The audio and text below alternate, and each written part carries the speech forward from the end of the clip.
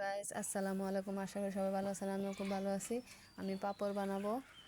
পাপড় পুরোটা ভিডিও দেখবেন না টেনে। দেখেন কত সুন্দর হয়েছে পাপড়গুলা, কত মচমচা। আমি 1 কাপ ময়দা নিয়েছি, দিয়ে দিলাম পরিমাণ মতো লবণ। একটা লবণ দিয়ে আমি ভালো করে হ্যান্ডের সাহায্যে মিশিয়ে নেব। ভালো করে মিশিয়ে নিয়ে হালকা কুসুম গরম পানি দিয়ে আমি আস্তে আস্তে ডোটা তৈরি করে নেব। পুরোপুরি পানি দেব না, আস্তে আস্তে পানি দিয়ে ডোটা তৈরি করব।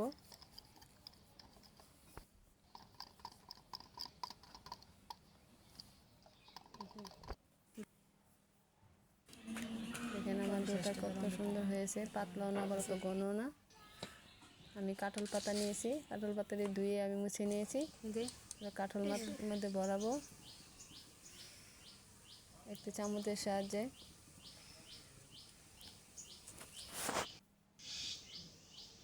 দেখেন আমি চামচের সাহায্যে পুরোটা পাতা ভরাট করে নিচ্ছি। এবার বাপানো দিয়ে দিব। আরেকটা পাতা ভরায় দেখাচ্ছি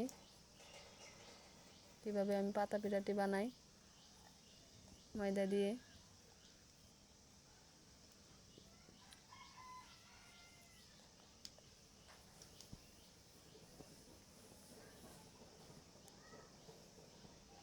আস্তে আস্তে পাতাটি ঘুরিয়ে ঘুরিয়ে পাতাটা সেট করে নিলাম। দেখেন আমি সবটি পাতা পিঠা বানিয়ে নিয়েছি। এবার ওদের শুকাতে দেব। কয়েকটা রঙিন পিঠা বানাবো, রং দিয়ে গুলে নিয়েছি। দেখেন রঙিন পিঠাটাও, ওদের রঙিন পিঠাও বানাচ্ছি। দেখেন এবার একটি মুক্কার মধ্যে নিয়ে গুল পিঠা বানাবো। দেখেন কত সুন্দর হয়েছে, কতটা পাতলা হয়েছে। পাতাটি একটু তেরাল্লা হয়ে গেছে, এবার উঠিয়ে নিব আস্তে আস্তে। দেখেন কত সহজে উঠে যাচ্ছে, কতটা পাতলা হয়েছে। আরেকটি উঠিয়ে দেখাচ্ছি।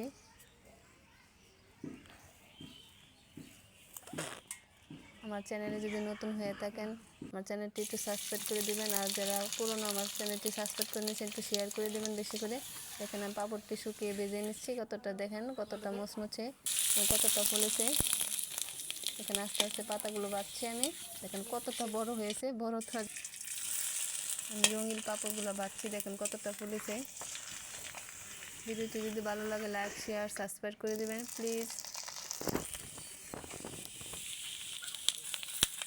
আল্লাহ হাফেজ।